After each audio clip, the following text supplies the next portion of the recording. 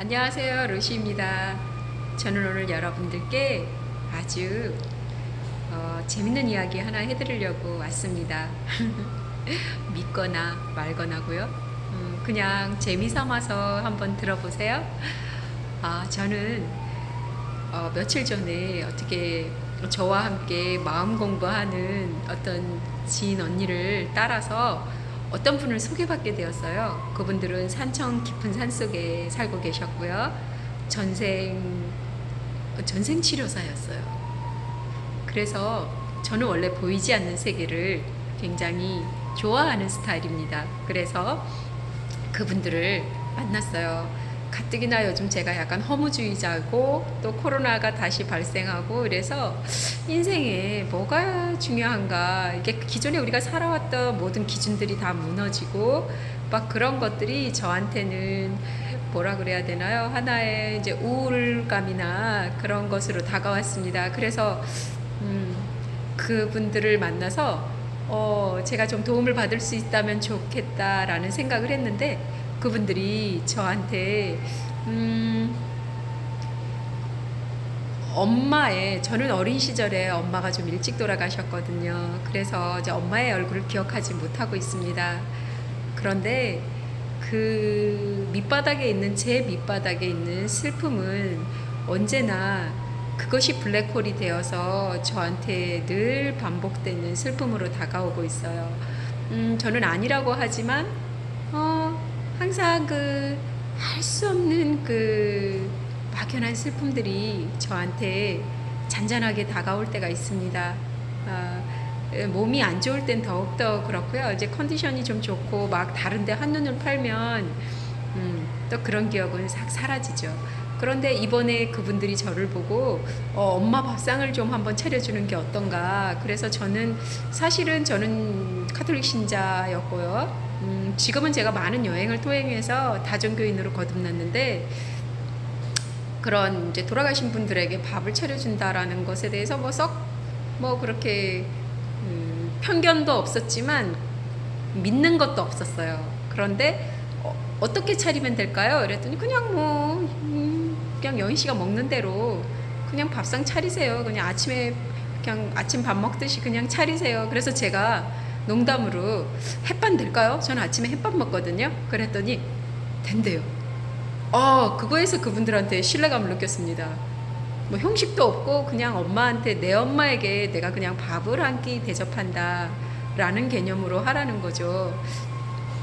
그래서 이제 제가 엄마의 밥상을 차리게 되었습니다. 그런데 이제 오랫동안 제 안에 묵어있던 어떤 감정들이, 사실은 엄마의 밥상을 차린다고 하지만 그 오래된 나의 슬픔과 그런 감정들을 만나는 시간이에요, 이것은. 그러니까 제가 50년을 살면서 사실은 밥상을 처음 차려봅니다. 엄마 제사 때도 저는 의도적으로 안 갔어요. 별로 가고 싶지 않았거든요. 왜냐하면 그냥 그래요. 그냥 뭐 저런 나쁜 딸이 있냐고요? 그렇습니다. 그냥 그렇습니다. 그냥 별로 가고 싶지 않아요. 내키지 않았고, 그냥 별로 중요하지 않다고 생각했어요. 왜냐하면 엄마도 역시 나를 중요하지 않다고 생각하기 때문에 그렇게 생각했기 때문에 저 역시도 엄마를 거부하고 있었던 것 같습니다. 제 마음 깊숙한 곳에서. 그런데 내일 엄마의 밥상을 차려야지 하면서 제가 이제 전날부터 막 감정들이 올라오기 시작하는 거야. 하기 싫어서 막 온갖 불평불만들이 다 올라오면서 왜 밥을 차려야 하는지 막 신경질이 나기 시작하는 거예요. 그리고 마트에 가서도 포도 한 송이를 사기 싫은 거예요. 포도 한 송이 4,700원. 와, 너무 비싸요. 제가 친구들하고 밥 먹을 때는 밥값도 막 내고 이러면서 몇만 원 하는 밥값도 내면서 그 4,700원짜리 포도를 사기 싫은 겁니다. 그게 제 마음인 거죠. 엄마를 왜 그리 미워하냐고요? 모르겠어요. 저도 본 적도 없는 엄마인데도 해주기 싫은 거예요. 그냥 그런 마음. 그래서 겨우겨우 사과 하나를 샀어요. 1,300원 주고. 그리고 햇반 사고, 소 불고기 만들어 놓은 거 사고요. 그리고 이제 홍합 넣어서 미역국 끓인다고 샀어요. 그러고 그날 밤에도 그냥 그런 내 자신이 별로 기분이 좋지 않아서 그냥 냉장고에 넣어놓고 그냥 잠을 잤답니다. 그런데 새벽에 3시에 누군가가 제 귀에 영애야! 하고 부르는 거예요. 그래서 깜짝 놀라서 눈을 탁 떴어요.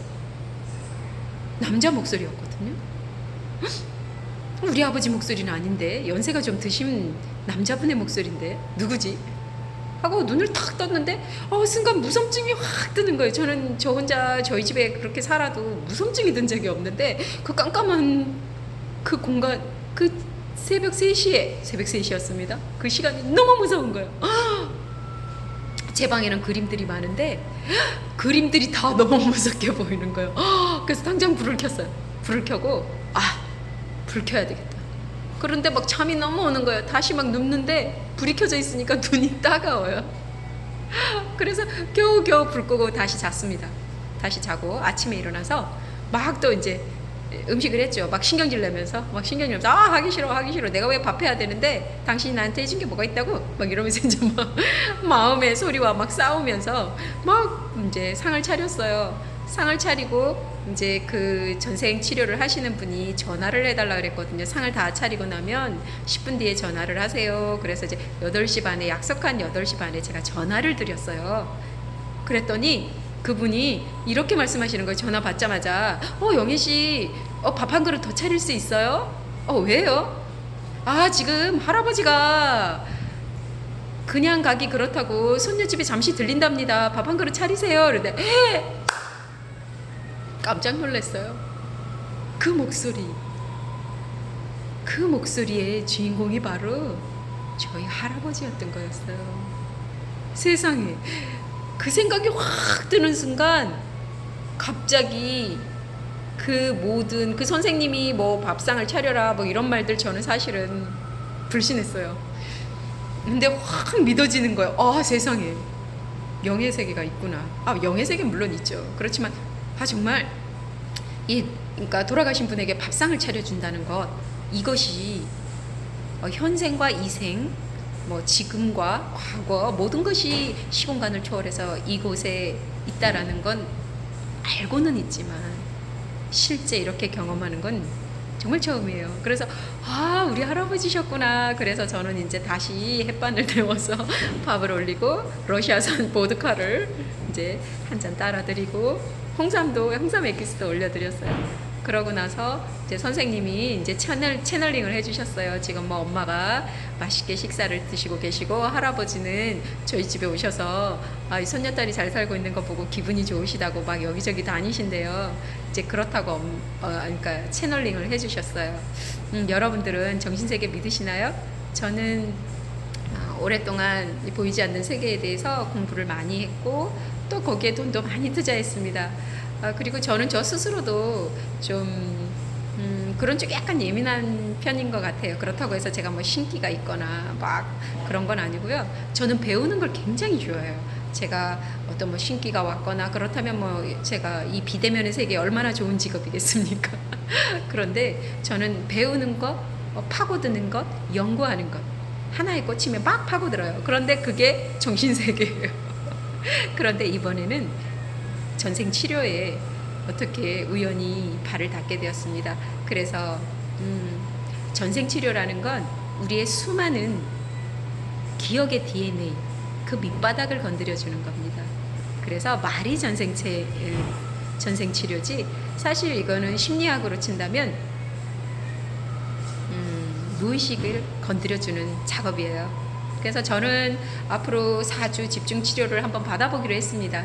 뭐 있는 그대로 사는 것, 지금 이대로의 나를 인정하는 것이 가장 아름다운 것이겠지만 그래도 저는 이 생을 살면서 좀 더 저를 알아가고 제 무의식을 만나고 발견하고 그래서 좀 더 나아가서 밝은 세상에 이바지하는 그런 사람이 되었으면 좋겠습니다. 여러분들 요즘 코로나로 우울하시죠?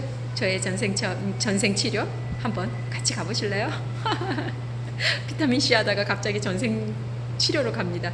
여러분들 기대해 주세요. 감사합니다.